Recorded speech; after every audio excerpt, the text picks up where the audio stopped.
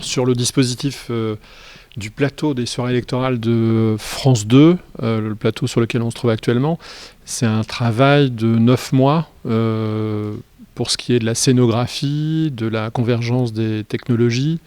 On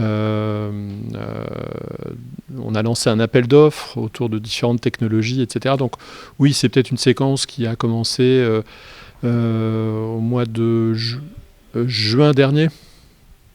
Donc un gros travail d'abord de pige, sachant que les idées, le concept général qu'on a vu là cette année, c'était un concept qu'on a essayé de faire déjà en 2012 dans les grandes lignes, en se rapprochant de ce qui est fait sur la BBC, sur les soirées électorales, les Election Night de la BBC, qui mettent en œuvre un petit peu ce concept-là. C'est-à-dire que sur un plateau, on va dire un peu traditionnel d'émissions de télévision, on rajoute un chroma key, un studio vert, un fond vert, et on agrège ce studio vert au plateau principal. Voilà, donc ça c'était vraiment la piste de départ. Donc en 2012, et puis à l'époque en 2012 c'était un petit peu compliqué parce que les technologies étaient maturées mais assez chères, assez complexes à mettre en œuvre. Et puis là on s'y est pris suffisamment tôt pour impliquer un peu tout le monde ici à la direction de l'information, de telle façon à ce que ça devienne une évidence que ce pari un peu de mixité virtuelle, réalité augmentée, tangible, réelle, soit une offre pour le téléspectateur innovante. Et donc après, ça a été toute la phase de création, de design, la conception générale, et puis après l'exécution, puis les répétitions, etc. Donc c'est une séquence qui a commencé en juin. En fait, ce qui a changé, c'est pas tant à France Télévisions, c'est surtout probablement l'ambiance générale innovante autour de l'audiovisuel. On a beaucoup parlé de réalité augmentée, on a beaucoup parlé de nouvelles technologies, d'avatar, etc. Donc il y a eu ces 2 dernières années une poussée technologique autour de l'image qui a fait que le directeur de l'information, la direction de l'information étaient sensibilisés déjà à l'extérieur, en interne, par différentes personnes qui poussaient des nouvelles technologies. Et donc du coup, c'était un peu une évidence. En 2012, la réalité augmentée était un enjeu important qu'on a poussé un peu avant 2012. On avait sur le 20h déjà des appareils qui permettaient de faire de la réalité augmentée, qu'on a amené. Et puis après, on a acquis une certaine maturité par rapport à la mise en scène de ces objets en réalité augmentée. Et puis on l'a performé sur ces soirées électorales, tout en l'accompagnant également sur les JT actuels. Mais après, c'est en fait un cycle normal par rapport à l'innovation, c'est-à-dire qu'au début, on teste un petit peu, on en éprouve un peu l'intérêt éditorial, l'intérêt de mise en scène, et puis après, une fois qu'on se sent sûr de notre maturité à l'interne, tant au niveau de tous les personnels qui accompagnent toutes ces innovations, après, on décide d'en faire un geste principal de mise en scène. Ce qui était le cas là en 2017. En 2012, on était encore sur une émergence, une tendance scénographique, mais qui n'était pas vraiment apparente. On voyait un peu des tests un peu partout. Mais en France, c'était pas tellement on n'en voyait pas vraiment l'usage. Et puis là maintenant, ça devient assez important. Enfin, on voit que c'est quelque chose qui est déployé un peu partout. Et c'est surtout une maturité de tout le personnel de France Télévisions. Là, sur ce plateau, c'est plein de corps de métier qui convergent autour de ces idées-là. C'est ça qui est assez chouette à mettre en œuvre, en fait. C'est de pouvoir faire partager une idée innovante par le plus grand nombre. Et de pouvoir partager cette idée-là, et chacun s'en empare, que ce soit le réalisateur, le présentateur, les rédacteurs en chef, les directeurs de la photographie, les éclairos, les ingénieurs du son. Chacun apporte sa petite pierre à cet édifice, tant et si bien que le téléspectateur, in fine, ne voit pas ne voit pas l'innovation telle qu'on pourrait la percevoir, mais voit une émission qui a du sens, qui raconte une histoire. Et finalement, c'est ce qui est le principal quand on fait de la télévision, c'est de raconter des histoires.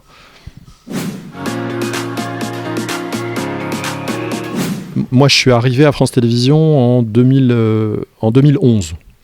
Et en 2011, j'ai équipé les studios du plateau. Alors, on était dans l'Atrium à l'époque, de caméras qui étaient fixes, qui n'étaient pas mobiles, qui permettaient de faire la réalité augmentée. Donc, on a poussé cette idée-là en 2012. Et puis, au fur et à mesure, on a travailler sur ces objets en réalité augmentée avec toute l'équipe du 20h à l'époque, à travers les éditions spéciales sur l'usage de la réalité augmentée. Donc le téléspectateur a vu sur les antennes de France Télévisions, plus particulièrement de France 2, des petits papiers éditoriaux, des événements mettant en scène des objets en 3D sur le 20h, ou autre.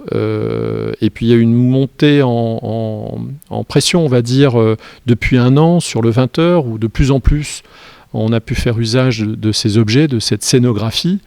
Donc on peut penser que le téléspectateur s'y est habitué, sachant que je ne pense pas fondamentalement que le téléspectateur se dise « tiens, voilà quelque chose de techniquement innovant ». En tout cas, je ne pense pas qu'il faille qu'il se pose cette question. Je crois qu'il faut qu'il puisse rencontrer cette idée-là de façon éditoriale sur l'apport de l'information, se disant « ah, je comprends mieux » ou « ah oui, on voit beaucoup mieux telle ou telle chose quand c'est mis en œuvre comme ça en 3D dans le décor ». Je ne pense pas que ce soit une maturation que le téléspectateur se fait, mais qu'il soit une maturation intuitive. Je ne crois pas qu'il la voit vraiment comme quelque chose d'extrêmement novateur. Il faut que ça se fonde.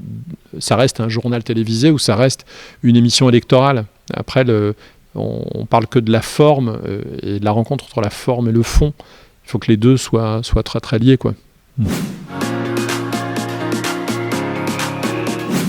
Non, absolument pas. Il faut être inventif sur le ton. On voit que des émissions comme par exemple le Quotidien ne fait absolument pas usage de ce type d'artifice et puis sont très innovants sur le ton, sur le propos. On voit que France Info s'appuie sur d'autres technologies. Christophe vous en parlera à travers les écrans tactiles. Ils sont aussi très innovants. On voit qu'un décor, des mouvements de caméra, le fait de faire de l'info cool, on va dire, sans avoir un ton. On parle de prosodie quand on analyse un petit peu la façon dont on parle, dont on donne des informations, et on s'aperçoit que les journalistes à la télévision ont une expression orale qui est issue de ce qu'eux ont vu à la télévision, et donc on reproduit cette expression orale. Il suffit juste de s'inspirer de ce qu'on va trouver sur YouTube, et donc non sans faire du mimétisme, mais en fait en libérant la parole. Et on peut donner des informations très importantes en étant beaucoup plus humain, beaucoup plus calme, sans appuyer les mots, etc. Ça, c'est une innovation majeure le ton d'un média, d'information, peut être très innovant. Le recours à la réalité augmentée ou au studio virtuel, il est important sur France 2 parce que c'est une chaîne nationale, parce qu'on se doit de mettre la barre assez haute tout en ne reniant pas une appartenance à l'information traditionnelle, au journal de 20h, à la grand-messe du 20h. Donc il faut qu'on emboîte une innovation qui puisse être à la hauteur de ce qu'attendent les téléspectateurs dans leur culture de l'information. On ne peut pas mettre France Info à 20h sur France 2, ça ne serait pas cohérent. France Info, c'est France Info et c'est extrêmement innovant sur plein de domaines. Le domaine graphique, le domaine de la programmation, de l'inventivité, de la jeunesse. Là, sur une soirée électorale ou même sur le journal de 20h, on ne peut pas aller dans ces innovations-là, mais l'innovation en matière de mise en scène, entre guillemets, de l'information, elle est liée aux médias. Le média télévisuel, on a vu Laurent Delahousse présenter les débats des primaires dans le plateau de France Info. Il y a apporté une mobilité en se déplaçant dans ce décor-là, suivi par un steadicam. Donc tout d'un coup, on avait un présentateur qui avait une vertu à se déplacer de zone éditoriale en zone éditoriale. Et là, c'est une innovation qui est aussi importante, sinon plus importante, que de rajouter un dinosaure sur le plateau du 20h. Pour moi, il n'y a pas de hiérarchie de l'innovation. Par contre, il y a une cohérence de mise en scène, il y a une cohérence d'analyse de ce qu'on dit et à qui on le dit et dans quels médias. Et en fait, ce sont ces bouquets ce bouquet formel qui est important. C'est précisément l'objet de cette maturation dont je parlais. C'est-à-dire qu'au début, quand on a commencé à entre guillemets, s'amuser un petit peu autour de toutes ces mises en scène, il y a eu des projets qu'on a fait, même diffusés, où on s'est dit « Oula, là, on est vraiment frisouille. Là, la forme devient prééminente par rapport au fond. On s'amuse un petit peu trop avec la 3D ou même avec la représentation, etc. » Mais cette bascule, elle est réelle et elle est très très claire. Et la maturation des équipes rédactionnelles qui travaillent sur ces formes-là, elle est telle maintenant à France 2 qu'on se sent complètement en capacité d'affronter l'ogre de la réalité augmentée et l'ogre du studio virtuel. Parce que c'est un ogre, parce que la 3D, elle mange, elle amène de la profondeur, donc elle amène un effet de réel qui, pour le téléspectateur,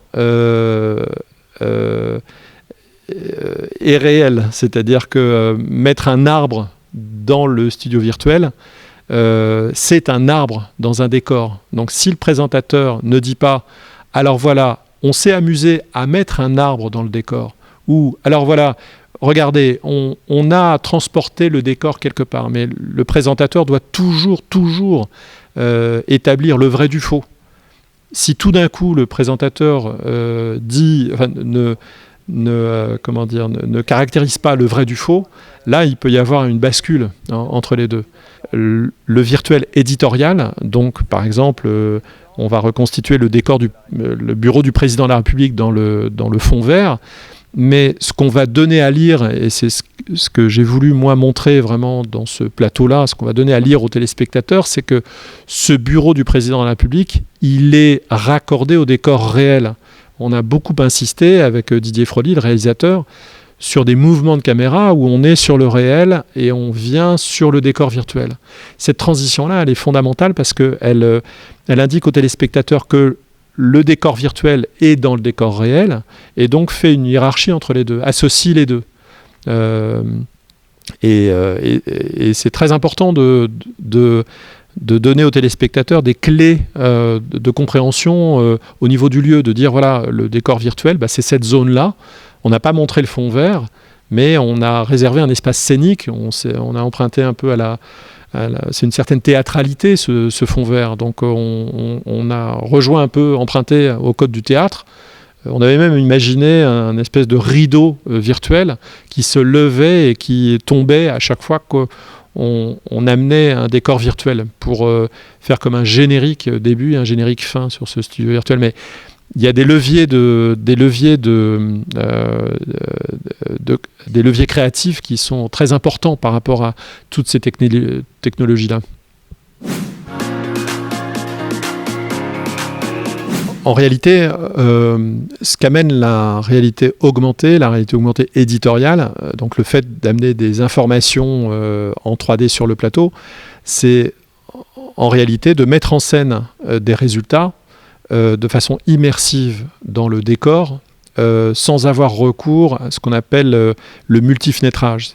C'est-à-dire que jusqu'à maintenant, quand on amenait une information, cette information, elle venait sur l'écran en entier, ou alors elle venait dans une fenêtre à côté de la fenêtre présentant le journaliste qui parle.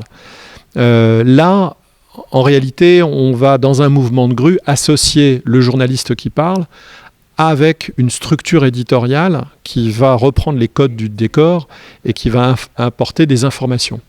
Donc, on est beaucoup plus fluide, c'est-à-dire que le téléspectateur n'a pas le sentiment de voir une rupture de son champ visuel ou une rupture de la linéarité de l'émission, mais une imbrication de l'éditorial dans le décor. Et ça, c'est très important parce que ça amène une globalisation de l'information éditoriale dans le décor. C'est ce qu'on faisait à travers les écrans, c'est-à-dire que maintenant dans les décors de journaux, de magazines, on a beaucoup d'écrans, puis on alimente ces écrans en information, mais ces écrans sont derrière le présentateur. Donc ça veut dire que le présentateur regarde le téléspectateur en disant « regardez cette image » en regardant la caméra. En réalité, l'image, elle est derrière lui. C'est totalement incohérent si on est pragmatique. Si je vous dis regardez cette image, moi je la vois l'image et puis je la montre, mais je la possède. Bon, la réalité augmentée ou l'écran tactile, c'est la même scénographie. Le présentateur dit regardez ces informations ou regardez ce personnage. Mais ce faisant, il montre le personnage ou il montre l'information qui se trouve être devant lui, virtuellement. Mais ça se trouve, du point de vue du téléspectateur, le présentateur voit vraiment l'information et la qualifie. Donc c'est très cohérent finalement. Le journaliste présentateur montre l'image et la hiérarchie, elle est bien respectée. C'est-à-dire qu'on voit d'abord l'image ou l'information, on voit le présentateur derrière. Le présentateur, par son regard, montre ce qu'il voit, et d'un point de vue du téléspectateur, la mise en scène générale est très très cohérente. Il n'a pas à montrer une image dans une fenêtre qui est à côté, où il dirait regardez cette image, mais encore une fois il regarde la caméra. Donc, et ce qui est absolument génial, c'est que le téléspectateur a souscrit complètement à ça, puisqu'il y a été habitué depuis que la télévision existe. Léon Zitrone, quand on avait du chroma key, quand on regarde les images de Léon Zitrone des JT il y a longtemps, on voit des zooms dans le chroma key derrière, on voit des grandes images, des grandes photos qui se déplacent. Donc on parle de 20 ans, de 30 ans, de 40 ans de culture télévisuelle. Et donc là maintenant avec les technologies, on revient à une théâtralisation au sens structurel du décor, c'est-à-dire que l'information, elle devient un objet que voit le présentateur. Et du coup, le téléspectateur est beaucoup plus dans cette fluidité-là. Ça, c'est très très important. C'est vraiment la rupture très importante qu'amène la réalité augmentée ou le décor virtuel. Moi, avant France Télévisions, j'ai travaillé avec Carte Zéro où j'avais mis au point les sketchs Flame. C'est-à-dire qu'on avait vu un logiciel qui permettait de prendre la tête de Mitterrand et puis de mettre une autre tête derrière, etc. Donc on a fait beaucoup de détournements d'images où des acteurs étaient sur des fonds verts et puis on rigolait avec ça, on faisait du détournement d'images. Quand je suis arrivé à France Télévisions, c'était pas du tout du divertissement, là c'était le monde de l'information. Donc j'ai rencontré des journalistes et un journaliste ne parle que de ce qu'il voit. C'est, on va dire, même une promesse que fait le journaliste. C'est un serment d'Hippocrate, on va dire. Moi, je suis journaliste reporter. Je vois et puis je commente. Bon. Donc, le premier gap, c'est effectivement, pour des journalistes, de faire semblant de voir, mais en y conférant beaucoup d'importance, puisque c'est donc le regard vers l'objet virtuel qui donne la cohérence de l'objet virtuel. Si le journaliste regarde un peu, à l'instar de la météo, si son axe regard est déviant par rapport à l'objet dont il parle, le téléspectateur n'y croira absolument pas. Il ne se croira absolument pas. Et donc, pour les journalistes, effectivement, un vertige assez important, même pour David, qui a tout de suite compris, perçu ce jeu de regard, mais au début, on sentait bien qu'il hésitait à voir du rien. Parce qu'en fait, on lui dit de voir du rien. Et après, il y a plein de journalistes qui ont tout de suite perçu ces astuces de mise en scène. Donc, on met des calages, des boules de tennis, des bouts de gaffeur dans le plateau très éloignés pour marquer l'axe optique par rapport à ces objets qui sont dans le virtuel. Et là encore, on parle de maturation, c'est-à-dire que maintenant, il y a beaucoup de journalistes à France Télévisions à qui cette dextérité et qui leur permet d'être extrêmement professionnels par rapport à cette mise en scène-là. Mais c'est sûr que on va demander aux journalistes présentateurs de faire de l'acting. On va parler de mise en scène, on va parler de calage, de déplacement et d'interaction avec du rien. Quand on est sur du vert, c'est du rien. Alors quand vous regarderez un petit peu ce studio virtuel-là, on voit des petits bouts de gaffeur vert, des petits bouts de scotch vert, qui en réalité sont ou la tête du président de la République, ou le chiffre de l'abstention, ou voilà. Et de le faire en direct, c'est encore plus compliqué parce que là, on a tellement d'informations que, évidemment, si on fait un pas de côté, on est à l'intérieur du chiffre de l'abstention. Et là, c'est complètement foiré. Donc, c'est en fait une dimension de mise en scène que les présentateurs vont devoir et commencent à avoir et ont à France 2 pour pouvoir justement cohabiter avec tous ces éléments virtuels.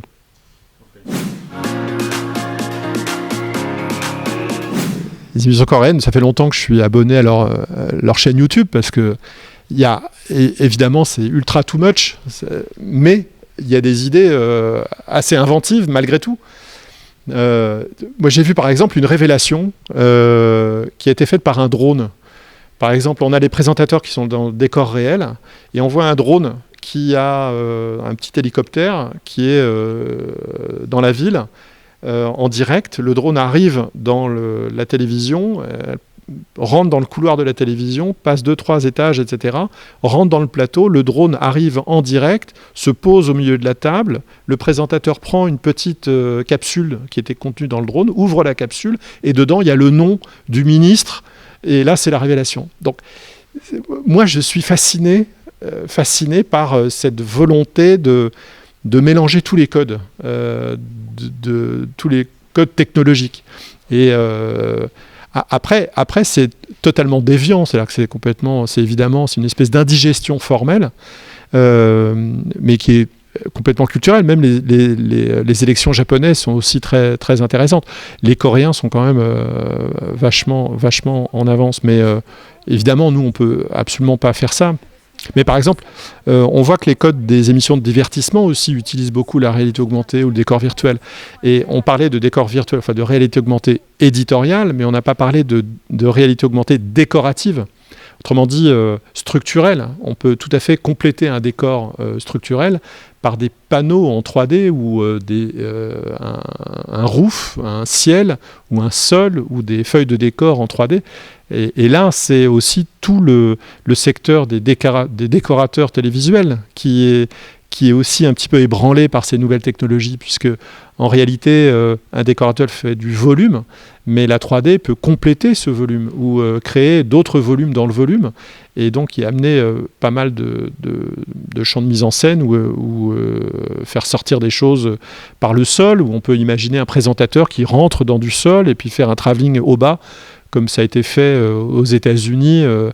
J'ai vu une émission de télévision comme ça où le présentateur, pour aller voir le bruit de la sphère Internet, descend un ascenseur, donc dans un travelling bas haut, et puis il se retrouve dans une salle complètement virtuelle où là, il y a Facebook, Twitter, etc. Enfin, il y a vraiment les limites de l'imagination, mais cette imagination doit avoir des limites, sinon on se perd complètement dans toutes ces idées-là. Il faut rester très cohérent.